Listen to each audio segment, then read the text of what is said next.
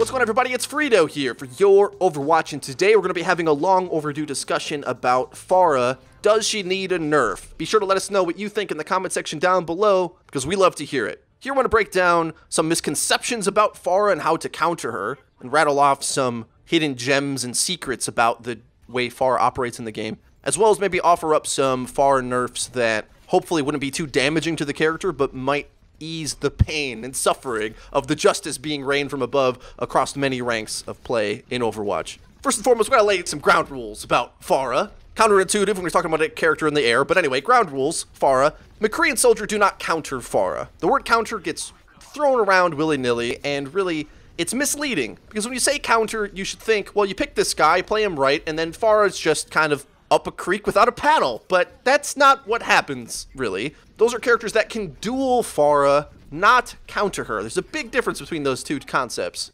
Widowmaker can potentially counter Pharah, but also can duel Pharah as well. If Pharah takes her entire attention to be able to get to the Widowmaker and can, it's just like dueling either one of the other two, but Widow has the opportunity to potentially counter Pharah in that if she can hide far enough away, she can force Pharah to stay out of the air completely, removing a big portion of her skill set. She can counter her playstyle, so to speak. And that's what's important to remember when we talk about counters. It isn't simply like this character can duel this character really well. It's about countering the playstyle, which is a more complex thing to describe. But there's a bigger issue at stake, is that you don't have to counter Pharah, because she's actually weak in an area that you may not realize. Because Pharah wants to play in the air and shoots rockets, the damage that she's dealing can go where she wants it to go. But what she's weak to is protecting her team. She's a good aggressor, which can create this annoying angle of attack for your team to deal with. But pound for pound, when damage is traded out in a big team fight, she can actually lose out mathematically against other characters that can damage faster. What do I mean by that? There is an entirely separate playstyle that a lot of pro teams implement often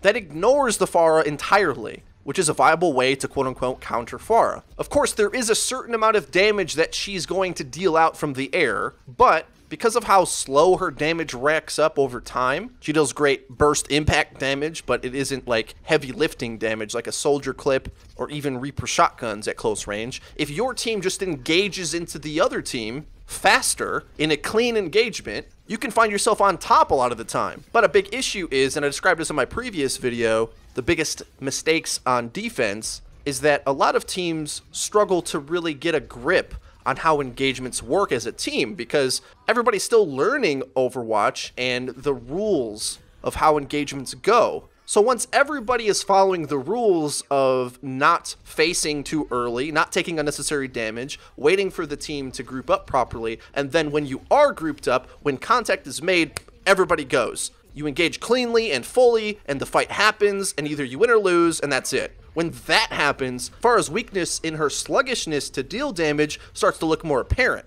However, when the majority of matchmaking is played in like an extended poke battle, when neither team really knows when to commit to the fight, then Pharah starts to look too good because there's never that swarming of the enemy team. Because the more time you give Pharah to eventually hit 2 direct hits, well, she'll eventually find it, right? But if you take the opportunity to force Pharah to hit shots more quickly, then you might find that it takes a really sick Pharah to hit like 6 directs in a row. That's not easy to do when the fight is actually committed and there's chaos going, and she needs to hit shots to save teammates, not just to poke you down. So, huge tip to you guys, try to add that to your anti-Pharah arsenal. It's difficult because when I say this in matchmaking, even at the highest ranks of play, people look back at me like I have 3 heads, despite the fact pros do this, but one way to counter Pharah is to ignore her. Now, the other important things about Pharah is that Ana is one of the best answers to Pharah, even still after the damage nerf, because her ranged hit rate of fire is so good. More comparable to Widowmaker body shots now, but of course Ana can do everything else,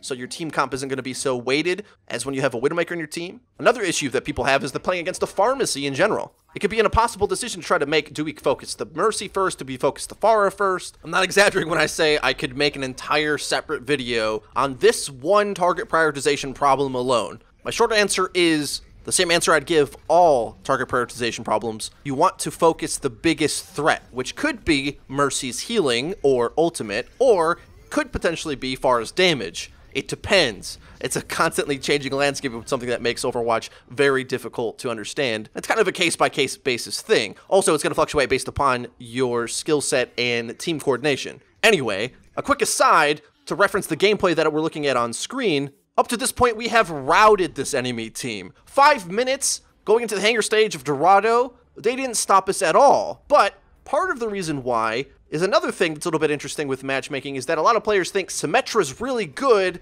but also Pharah's overpowered. It's kind of interesting how those two things go hand in hand and exist at the same time. It reminds me of a cute little jingle that I think we might want to repurpose for Overwatch. One of these things counters the other. One of these things doesn't belong. And as soon as the enemy team loses the Symmetra, they start to stop me here at the end, and I'm forced to swap. But there's multiple reasons to that as well. The enemy team's engagements have been much cleaner. They trickled in the entirety of streets and didn't die together, didn't regroup properly, didn't set up their hit scans to be able to have space to work. Whereas going into this last stage, the hit scans are always a little bit too far away for me to be able to get to and actually hit clean rockets into. There's like a zoning locus of control of the map, and I'm not allowed to do what I want to do. Well, you have to set up that engagement, and it can be difficult to do, but it requires teamwork to deal with the Pharah. There's a lot of things that we can talk about in setting up just clean engagements in general in matchmaking, which is difficult to do,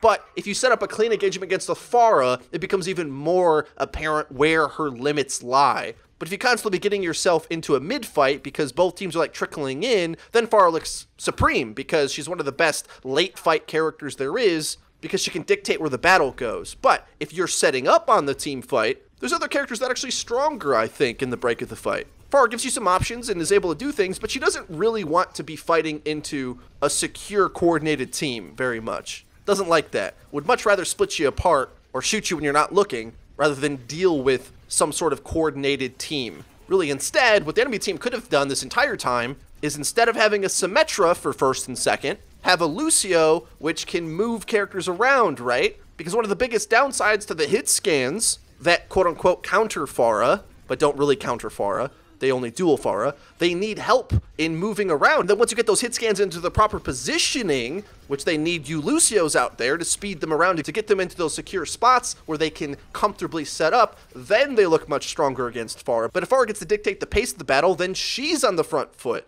And it's like this amazing value change in how those team comps operate, that little bit of coordination all of a sudden sends Pharah to feel a lot weaker. But if you don't have that, then your hit scans are going to be struggling to set up properly. And they or you may not even know that that's the reason, but oftentimes I find looking at other players' footage who ask me these questions, that oftentimes is the reason. You can send a diva to eat up the Pharah spam, which allows your team to just operate normally. You have to make sure that you get your hit scans in position. You may even consider dropping a Reinhardt and play more dynamically. Dive the enemy team while she can't protect them as easily as other characters could. Assign a Widowmaker to her from far range. There's a lot of weird answers that I think don't get explored really in matchmaking because it's a much more complex problem in the game of Overwatch. It isn't as cut and dry as like a Bastion counter, which was much more exploitable. Pharah's not as exploitable, also not as sharp of a character. She's more of a looming presence that eventually wears you down if you're not playing right, which could be incredibly frustrating. Which I think presents us with a bit of a problem, because when teamwork is such a big core component to countering a character, that makes it difficult to nerf the character in a way where it's not going to be damaged across all levels of play. Because I gotta say, Blizzard's done a great job at balancing the game for as many levels of play as possible with one fell swoop changes that affect every tier, basically. Making it so the game's more playable for those of us who aren't pros, ourselves included on the channel, of course, as well as everyone who watches our videos, but also that it's playable at the esports level. And that's the problem with Pharah, is that she's kind of a skill check type hero. Another hero that I think is analogous to this is Hanzo, but because Hanzo's so much harder to play, the masses haven't really encountered a Hanzo that can dominate the game. You may not even know that Hanzos can dominate games. What is this myth you speak of? A Hanzo that can carry entire matches? Yes, it's a thing. They don't just throw away games, sometimes they carry them. But Hanzo's a bigger risk, right? He's a bigger liability. If there's a really sick Hanzo that just confidently peeks into your team and punishes you out of position constantly, the answer is the same thing against the Pharah. You have to have clean engages. You have to be very disciplined in your decision-making of where you're standing, where, and the timings, and how your team engages. And that's everybody on the team. Make sure everybody's in the right spot. You can't afford for people to be out in no man's land, getting picked off, or having the team engage too slowly, etc., etc. The same rules apply. Pharah creates those same problems, but she's just a bit easier to play. So that skill set and understanding engagements, I think, is just as much of a problem for Hanzo, but less players have come in contact with it. Because I think engagements is the biggest issue when it comes with dealing with Pharah, I think she could be left alone, and hopefully with enough videos on the internet talking about dealing with Pharah, I guess it might mean that we have some to make on our own end. That could unlock this information in the same way that the community has unlocked dealing with Bastion. It isn't as straightforward as that, but I think setting up the teamwork of dealing with Pharah creates this more honed competitive experience that I like. I don't necessarily simply want Pharah to be nerfed down to the point where it doesn't take teamwork to defeat her, because I think it's fairly easy for Pharah to get pushed out of relevancy, because we've seen it happen before. Now, I've made you wait the entire video for me to get what I think possible nerfs could help all of you anti-Pharah activists out there, and that would be probably to rework the way her damage is, probably reduce the direct impact damage from 120 to, let's say, 100, which means you could still two-shot a squishy character, but you could no longer one-shot and then get a decent splash damage shot to kill them, but also that if they received any healing whatsoever in between that other shot, it would require another shot for you to take them out, which might not feel too bad, because I think a lot of times any splash damage battle with lower ranked Pharah players such as myself, who have to go for 3-shot kills instead of always hitting every 2-shot, wouldn't really make much of a difference. Because a lot of those DPS duels, I think, went to multi-rocket shots anyway. But if you make that change, maybe you'll have to change her a bit in another way. Maybe make her splash damage a consistent value within its radius. So I don't know, let's say 80 damage, or perhaps make the damage fall off within the splash damage radius less severe and more gradual and slow. This is pretty complex, and I'd like to see it tested on the PTR and see what it even does. I don't really want to see her movement changed, because I think that's core to the fun factor of her character. It's the most approachable thing about Pharah, and what makes her one of the easier to learn, harder to master type heroes, combined with the uniqueness of her slow-moving projectile. We're now in the, like, nitpicky perfectionist stage in the meta. As far as I'm concerned, the meta we have right now is like the golden age of Overwatch. More DPS characters are viable than they ever have before, so I can't say I'm complaining. But now we can get the game to a spot where more and more players can be happy with where the game is. And I think undoubtedly in matchmaking, at many ranks of play really, Pharah is troublesome to a lot of players. So I don't mind if we start to tweak with her a bit, but as I expressed in the video, it's more of a teamwork problem than anything. But let me know what you guys think in the comment section down below. If you enjoyed the video, please hit the like button. It really does help us out and let us know that you're enjoying the content. And if you haven't already, hit subscribe, because we upload each and every day. And to make sure you don't miss an upload, you're going to want to hit the bell icon so you get notified when our videos go live. Join the notification squad. We don't have jackets yet, but we should. Also, linked in the description, you can check out our Twitch page, our Twitter, and our Discord server, where you can interact with our community as well as find the Pharah counter main of your dreams. That's been it for me. I've been FREEDO for Your Overwatch. I'll see you guys next time.